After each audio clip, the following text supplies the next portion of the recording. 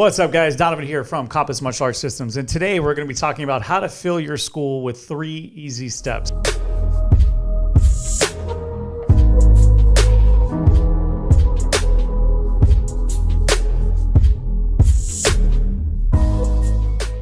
So I'm going to go ahead and let the cat out of the bag. They're very simple. It is called pay, stay, and refer.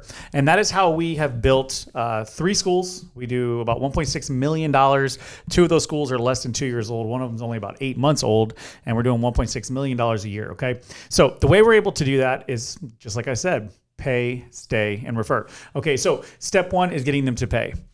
All right, so whether you have a paid trial and you get them to pay that way, so they're buying a trial on Google, maybe they're buying it directly from your website, they're going to buy it off of Facebook, Instagram, YouTube, whatever you have set up, guys. So getting them to pay first is very important. If you have a free trial period, getting them to pay for something, so maybe that's buying a uniform, buying a t-shirt, or just getting them to enroll into your system. Okay, so step 1, getting them to pay. And then inside of that, there's multiple ways that you can get them to pay you more money, right? To make more money off that client. So we either want them to pay us longer, so stay in our program a lot longer time. So if your average client stays in your program 6 months, our goal is to get them to stay in our program for 12 months. And as school owners, we like to think that people are going to enroll inside of our program and they're going to stay for years and years. And we all have those students that do that. But for the majority of them, they will fall off at a certain point. It's very important that we know when that point is. Because if we know when that point is, there's things that we can change. So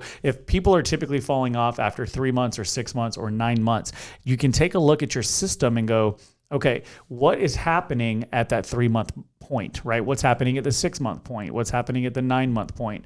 Maybe there's a cycle in your system where you lose people during the summer, but you gain people during back to school, which is really common in our industry. But if you know that information, then you can try to change the programming, change the curriculum around that time where we can get them to stay longer in our program. Another way we can get them to pay us is to pay us more money. So maybe they go from a once-a-week membership to a twice-a-week membership. Or in our situation, we have a twice-a-week. We try to enroll them into our leadership program. That adds an extra $10 per week to their membership. So we're getting $40 to $45 extra per month per student. So if their membership is $150 a month, we just immediately bumped it to $190, $195.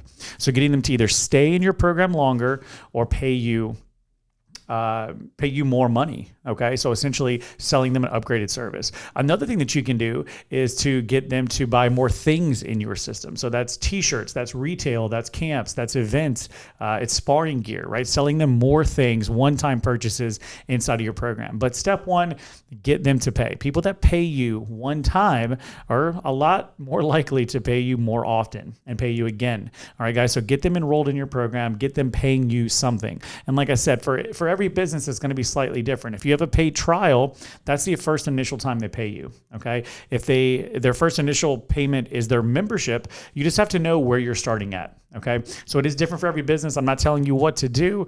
Our first initial point right now in a post-COVID world, or I guess we're still in COVID right now. But the way we do it is we offer a 2-week free trial, and then we enroll them either in a once-a-week or a twice-a-week membership. So that is currently how we have it set up. Pre-COVID, we did a 2-week trial for $49, and that did include a t-shirt and a belt to get started in our program. So that's how we had it set up. All right, so moving on to step 2. So to stay. All right, so we got them to pay. Now we got to get them to stay. All right, so how do you do that? Your program has to be fun. So step 1 is thinking about your business and thinking about your school, I guess. You are the product, right? It's a service-based industry. So you are the product. You are the service. Your classes, the experience, your curriculum, that is what you're selling, right? So if you go into an Apple store and you want to buy an iPhone, the iPhone is the thing you're buying. So it's a one-time purchase, and you're just going to give X amount of dollars for this tangible thing that you can hold. It's a little bit different in the martial arts industry because we are selling essentially ourselves. We're selling our ideas, we're selling our background, we're selling our experiences in martial arts. So we have to make sure that the experience is awesome.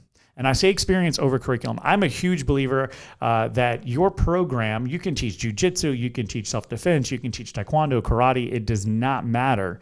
As long as the system is fun, engaging, and is delivered really well, they're going to stay long. They're going to stay a long time in your program. They're going to continue to come inside of your program.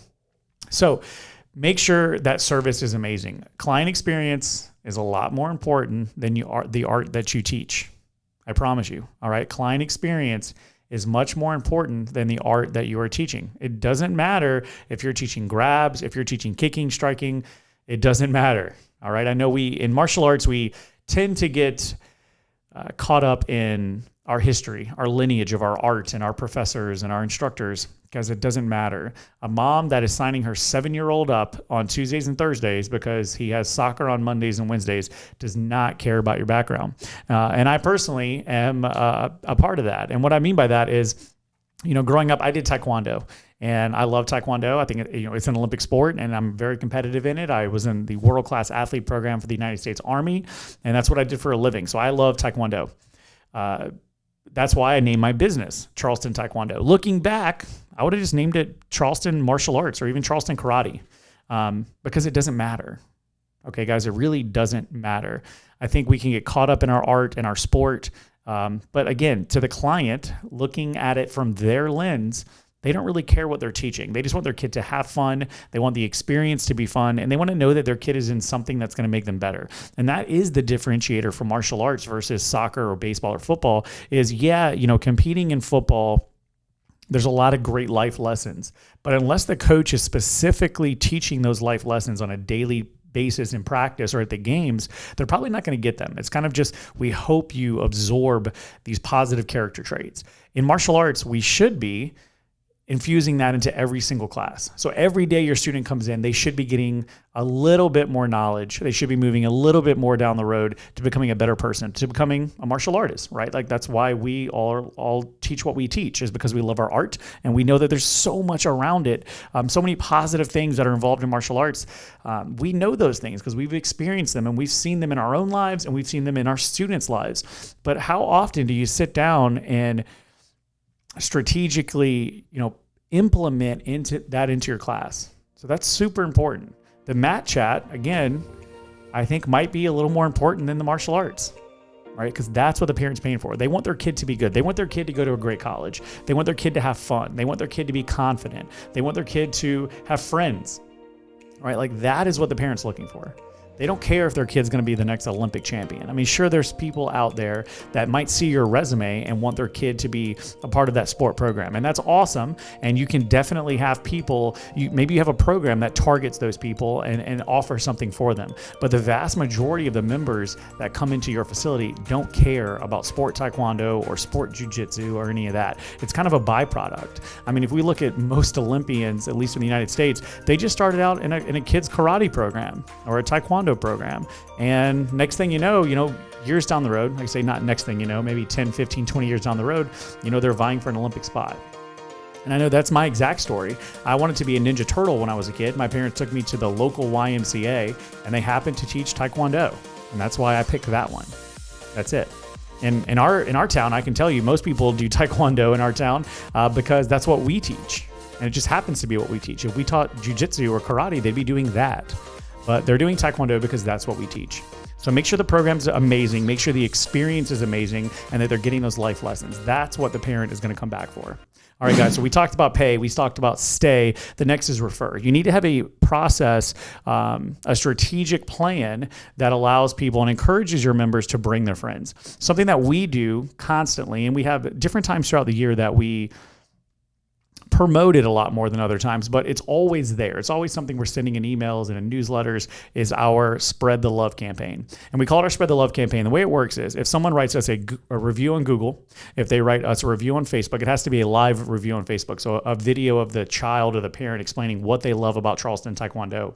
And they have to bring a friend to class. So pretty simple. Write us a review on Google, post a video on Facebook of what you love about Charleston Taekwondo, and bring a friend to class. And that's it. And what happens is you complete the Spread the Love challenge, and then we give you this really cool t-shirt. You can only get this t-shirt if you complete that challenge. And what happens is if you just get a couple kids to do that challenge, they start wearing those t-shirts because it's their new t-shirt, right? They want to wear it in class. And when those kids wear that t-shirt in class, it's naturally going to get people interested and say, what do I need to do to get that? We've even had parents come in that are like, hey, my kid wants this Spread the Love shirt. Can I just buy it for them? And I'm just like, no, you can't buy it, but you can earn it, right? You just got to write us a review on Google, post a video on Facebook of why you or your child loves Charleston Taekwondo and their experience here, and bring a friend to class. And I'll give you the shirt for free. All right, guys. So it's a win for the student. It's a win for the parent. And this is a win for us. We're building our online social presence on Google. We're getting tons of video client testimonials, which are much better than written testimonials. And then they're going to bring their friends to class. All right, guys. So back to refer. That's it. That's the last piece. Get them to pay, get them to stay, and get them to refer their friends. We have built a system in our program that rewards them for bringing their friends. They get a t-shirt for completing this process. They're going to give us social presence on Google. And then they're also going to give us videos that we can now use as client testimonials inside of our program. And then we go even one step further. If the friend that they bring, right, we give them that same 2-week free trial that everyone gets in our program. If the friend decides to join our program on a normal membership, we call it give 100, get 100. So if your friend joins, they get $100 off their membership for the first month. And then you, for referring your friend, not only do you get that really cool t-shirt we touched on, you're also going to get $100 off your membership as well. At Charleston Taekwondo, we do a weekly membership, so we do divide that up. We don't just give it all in one lump sum. We divide it over time.